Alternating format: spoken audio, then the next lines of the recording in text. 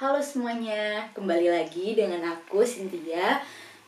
Sering nggak sih kalian itu dengar tentang namanya investasi saham? Pasti kalian penasaran kan, sebenarnya saham itu apa sih? Nah, di video kali ini aku mau bahas tentang saham. Yuk, tonton terus videonya.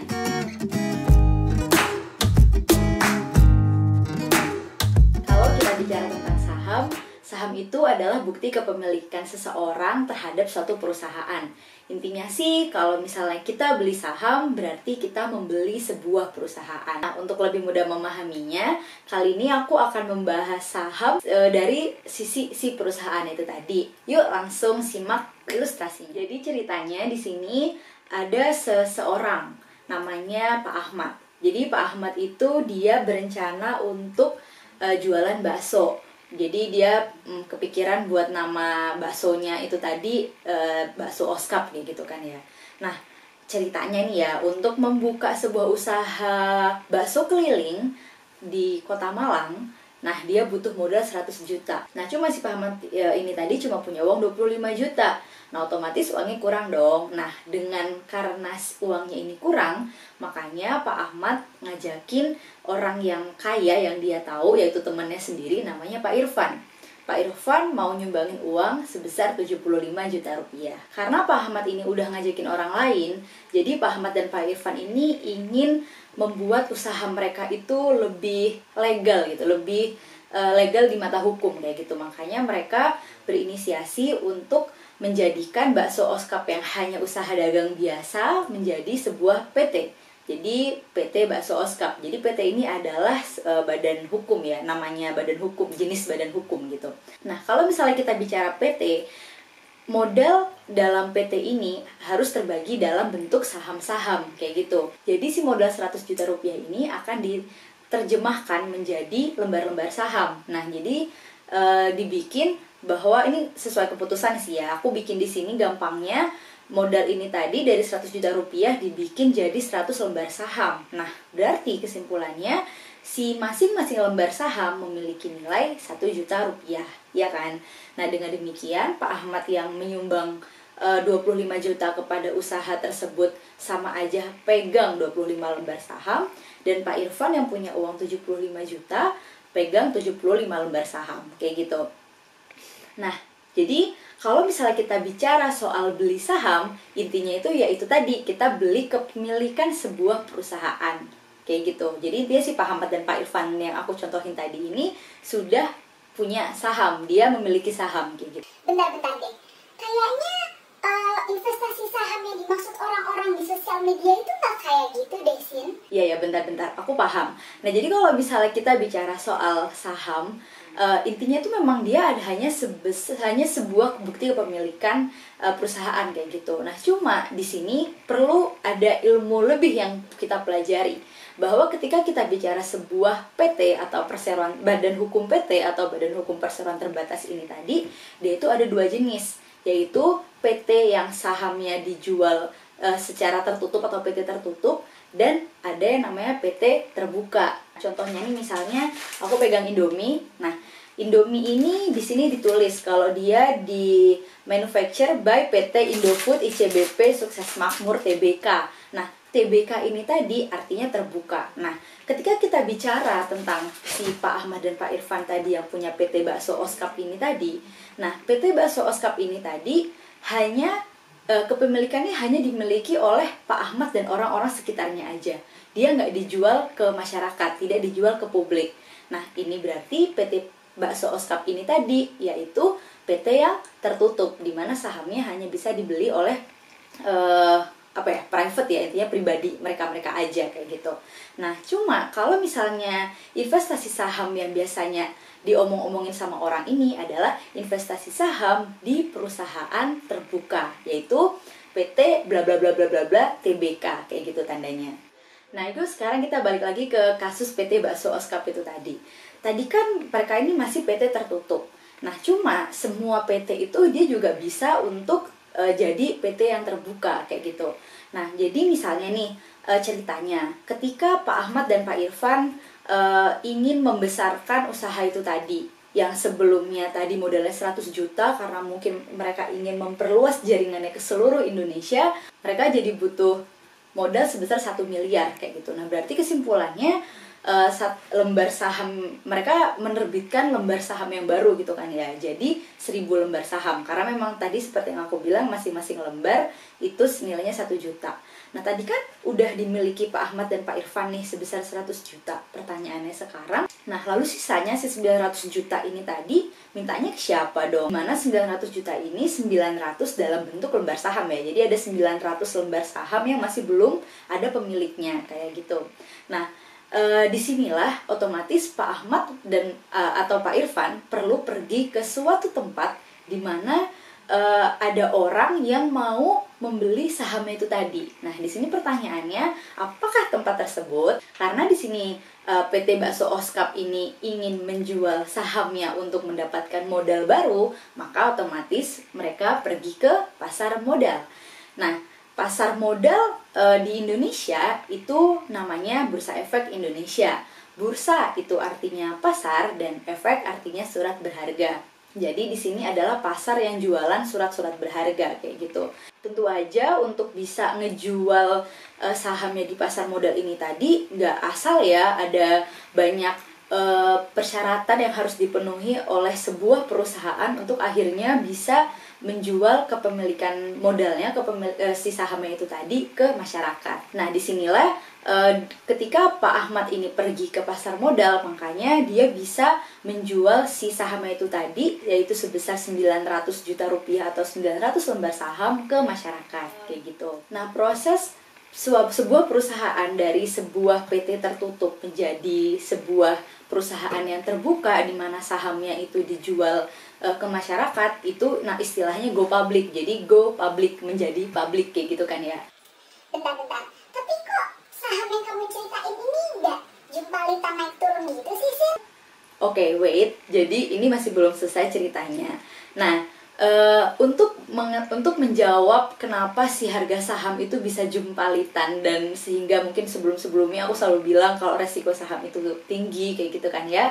Nah, kita perlu paham lebih dalam lagi nih tentang mekanisme perdagangan saham di pasar modal. Nah, dalam kasus si PT Bakso Oskap itu tadi, di mana dia mau menjual sahamnya melalui pasar modal.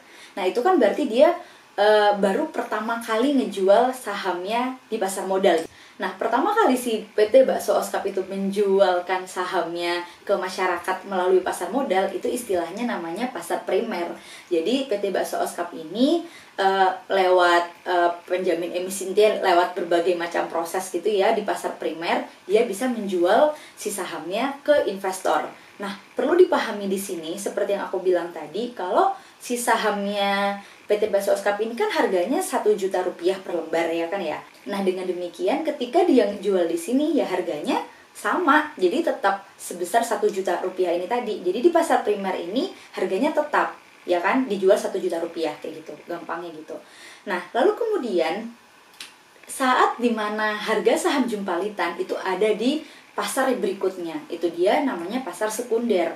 Nah, pasar sekunder inilah yang sebenarnya kita kenal dengan istilah investasi saham yang sekarang lagi gembor-gembor itu tadi. Jadi kalau misalnya kita dibilang investasi saham, ya kita sebenarnya investasi saham di jenis pasar sekunder ini kayak gitu. Nah, pasar sekunder ini adalah pasar di mana saham yang udah dibeli di pasar primer, yaitu orang-orang yang pertama kali beli saham dari PT Bakso Oskap secara langsung, itu saling berjualan kayak gitu. Jadi di sini tuh pasarnya adalah jualan antara investor dan investor. Jadi antara masyarakat dan masyarakat kayak gitu kan ya. Nah, perlu diketahui lebih lanjut ketika kita bicara soal pasar sekunder, itu ketika kita beli, itu kita nggak bisa langsung beli ke bursa efeknya langsung kayak gitu, tapi perlu ada perantara, yaitu sebuah broker, yaitu sebuah perusahaan broker kayak gitu. Istilahnya kita kenal perusahaan sekuritas kayak gitu kan ya. Nah, intinya di sini adalah kalau di pasar sekunder itu adalah transaksinya antar masyarakat dan masyarakat, antar investor dan investor. Nah, siapa yang menentukan harga? Nah, harganya ini bukan lagi perusahaan yang menentukan tadi 1 juta, tapi tergantung Tapi di sini pasar sekunder ini harganya ditentukan oleh pasar. Nah, yang disebut pasar itu siapa sih? Maksudnya adalah harga itu ditentukan tergantung permintaan dan penawaran. Nah, di sini aku contohin misalnya di kasus Indofood kayak gitu ya. Ini di pasar saham nih. Nah, ada yang namanya bid atau permintaan dan ada offer yaitu penawaran. Nah, nanti mereka kan bakal tektok nih, ada yang mau segini, ada yang mau segitu kayak gitu. Nanti sesuai dengan hukum permintaan penawaran yang kita pelajari di SMA, maka nanti ada namanya harga keseimbangan kayak gitu kan, yaitu equilibrium. Jadi intinya harganya ini tadi ditentukan oleh pasar kayak gitu. Nah, itu dia makanya namanya orang ada banyak tuh ya di pasar modal dan mereka punya kemauan yang berbeda-beda. Nah, itu dia yang menjadikan saham misalnya kayak contohnya nih, aku pilih Indofood Sukses Makmur deh, induknya si CBP, dimana harganya itu naik turun kayak gitu kan, kadang naik kadang turun nih, bisa dilihat nih naik turun gak karu-karuan kayak gitu kan ya. Nah, itu dia alasan kenapa harga saham bisa jumpalitan, karena harga saham yang jumpalitan ini tadi adalah harga saham yang dijual di pasar sekunder, di mana di pasar sekunder itu tadi si saham ini harga ditentukan oleh pasar kayak gitu, tergantung dari permintaan dan penawaran. Semakin banyak permintaan tapi penawarannya tetap kayak gitu kan, otomatis harganya bakalan naik dong, dan begitu sebaliknya. Nah, terus nih, selanjutnya, lalu apa sih keuntungan andaikan aku beli sebuah saham? Nah, ada dua keuntungan dari seseorang tuh membeli saham. Yang pertama adalah capital gain. Nah, capital gain ini adalah keuntungan dari selisih harga beli dan harga jual. Karena tadi seperti yang aku bilang ya, ada harganya itu naik turun. Kayak misalnya tadi contohnya PT Bakso Oskap itu harganya 1 juta. Lalu kemudian ketika dia di pasar sekunder ada yang mau nawar 1.100.000, maka selisih 100.000 ini tadi adalah capital gain kayak gitu. Atau enggak mungkin di kasus Indofood ini nih aku lihatin di grafiknya. Misalnya kita beli 11 Maret harganya 6.800, lalu kita jual sekarang untung 6% ya dalam waktu 6 bulan. Jadi 7.250 kayak gitu. Nah, lalu kemudian keuntungan kedua adalah dividen. Nah, dividen ini apa sih? Nah, dividen ini adalah bagi hasil gitu, bagi hasil keuntungan. Namanya sebuah perusahaan, kayak tadi PT Bakso Oskap, dia kan pasti dapat untung nih, makin besar makin besar. Nah, kita sebagai pemilik sahamnya itu berhak atas bagi hasil keuntungannya si perusahaan itu tadi. Nah, bagi hasil dari laba, dari keuntungan si perusahaan itu tadi namanya dividen kayak gitu. Nah, misalnya nih aku cek untuk Indofood nih ya, dia bagi dividen tiap tahun kayak gitu. Dan di tahun 2020 dia bagi dividen setiap orang yang punya itu dapat Rp278 kayak gitu-gitu deh pokoknya. Nah, jadi itu adalah bentuk bagi hasil. Jadi ada dua keuntungan. Nah, cuma di balik keuntungan pasti ada kerugian dong. Kira-kira kerugiannya apa sih? Nah, pertama kerugiannya yaitu capital loss. Nah, capital loss ini apa sih? Nah, capital loss ini contohnya kayak gini. Misalnya tadi kita beli tanggal 11 Maret 6.800. Lalu kemudian ini bisa dilihat ya. Pada tanggal 24 Maret harganya turun sampai 25%, dan lalu kemudian kita nggak tahan, lalu kemudian kita jual, kita rugi 25%. Itu namanya capital loss. Ya cuma jadi pelajaran ya, tapi nyatanya tuh kalau kita tahan aja loh, kita bisa untung di masa yang akan datang. Itu nanti next kita bahas lagi. Cuma intinya ada kemungkinan capital loss kayak gitu ya. Nah, lalu kemudian kemungkinan kerugian yang kedua adalah ketika perusahaan itu memutuskan untuk tidak membagi dividen. Karena bagi dividen itu nggak wajib, jadi mungkin aja mereka nggak mau bagi dividen. Nah, dengan demikian kita kan nggak dapet keuntungan dividen dong ya, kayak gitu. Nah, selain itu juga bahkan kalau misalnya dia nggak sekedar bagi dividen, nah jangan-jangan ada masalah nih di perusahaan ini. Tiba-tiba ternyata si perusahaan yang kita investasikan ini terjerat hutang, atau manajemennya nggak benar, bawa kabur uangnya, misalnya kayak gitu. Nah, itu juga ada suatu resiko di mana nih bisa aku lihatin ya di aktivitas pencatatannya di BEI, di Bursa Efek Indonesia. Bisa dilihat nih ada beberapa perusahaan yang delisting. Delisting itu artinya dia sudah dihapuskan namanya dari perusahaan, dari Bursa Efek kayak gitu kan. Nah, ini dia, tapi ya alasannya macam-macam sih. Bisa dia memutuskan untuk tidak mencatatkan dirinya lagi, atau emang ada masalah di situ sehingga harus diberhentikan oleh pasar modal atau oleh Bursa Efek Indonesia kayak gitu. Nah, sekarang udah paham kan saham itu apa? Intinya saham itu adalah bentuk kepemilikan kita terhadap suatu perusahaan. Ketika kita beli saham, kita nggak sekedar cuma beli angan-angan kosong, tapi kita beli sebuah perusahaan kayak gitu. Jadi ibaratnya kalau teman-teman lagi teman-teman tipe orang yang nggak suka punya usaha, mungkin susah, nggak bisa entrepreneur kayak gitu, bisalah cara lain memiliki perusahaan dengan membeli saham di Bursa Efek Indonesia. Nah, mungkin untuk hari ini lebih kepada banyak teori ya, kurang praktek. Nah, untuk kedepannya aku rencana mau bikin video nih lebih dalam lagi tentang dasar investasi saham itu sendiri. Mau tahu kan? Nah, jangan lupa untuk terus dukung channel aku biar aku makin semangat bikin video. Itu aja, terima kasih semuanya, dadah!